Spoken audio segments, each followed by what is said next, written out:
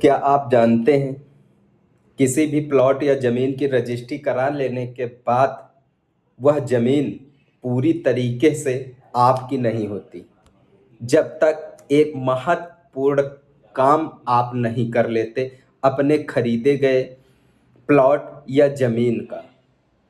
वह महत्वपूर्ण काम है उस प्लॉट या ज़मीन का दाखिल खारिज यानी कि मोटेशन कराना। जी हाँ दोस्तों, नमस्कार। मैं सतीश सिंह आप सभी मित्रों के सामने आज एक रियल इस्टेट से संबंधित ऐसे टॉपिक पर बात करेंगे जिसमें बड़ी कन्फ्यूजन रहती है लोगों को।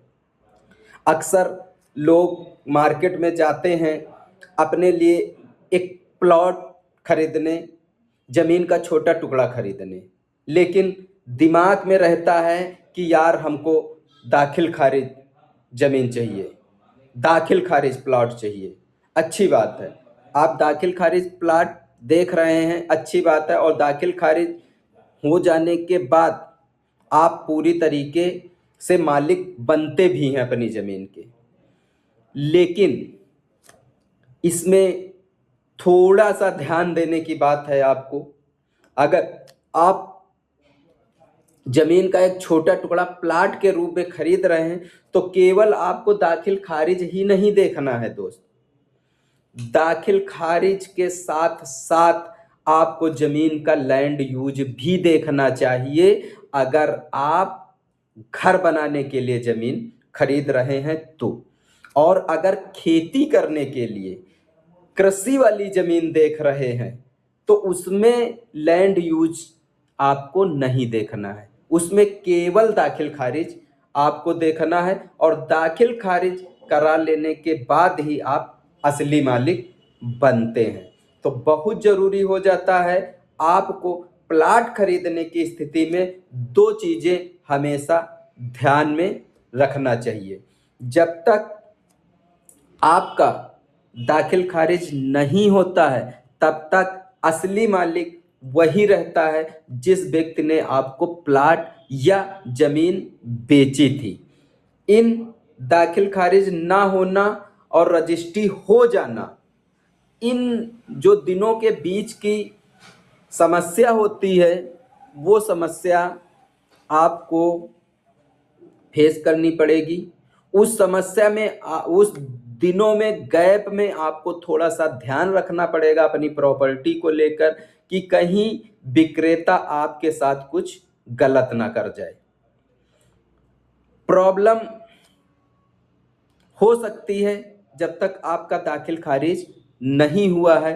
वो प्रॉब्लम क्या है कि जब तक दाखिल खारिज नहीं होगा आपके नाम तब तक आपको अपनी ज़मीन बेचने में दूसरे व्यक्ति को प्रॉब्लम आएगी, या फिर आप कहीं बैंक से लोन लेने जाएंगे, वो लोन लेने में भी आपको प्रॉब्लम आएगी। अगर विक्रेता से आपका विवाद हो गया तो उस विवाद की स्थिति में भी आपका केस थोड़ा सा कमज़ोर पड़ सकता है। पुराना मालिक आपको धोखा भी दे सकता है।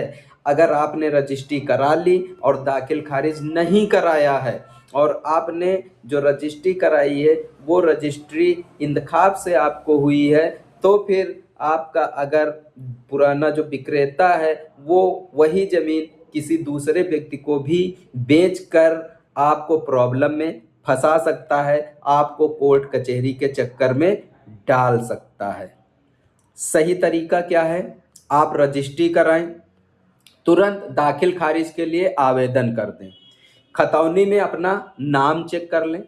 खतौनी में नाम आ जाने के बाद आप पूर्ण रूप से उस ज़मीन के मालिक हो जाते हैं। भूलेख में आपका नाम आ गया, आप सेफ हो गए। अब बात आती है, कभी कभी होता है कि जब आप मार्केट में प्लॉट दाखिल खारिज खरीदने जाते हैं तो दाखिल खारिज प्लॉट तो आपको मिल जाता है, लेकिन उसी प्लॉट पर जब आप घर बना लेते हैं और वो ज़मीन रहती है कृषि वाली यानी संक्रमणी ज़मीन रहती है, दाखिल खारिज में तो आपका नाम चढ़ जाता है, भूलेख में तो आपका नाम चढ़ जाता है, लेकिन भविष्य में आपको ढेर सारी प्रॉब्लम फेस करनी पड़ सकती हैं। आपकी जमीन अगर कहीं अधिग्रहण में जाती है तो मुआवजे की प्रॉब्लम आएगी।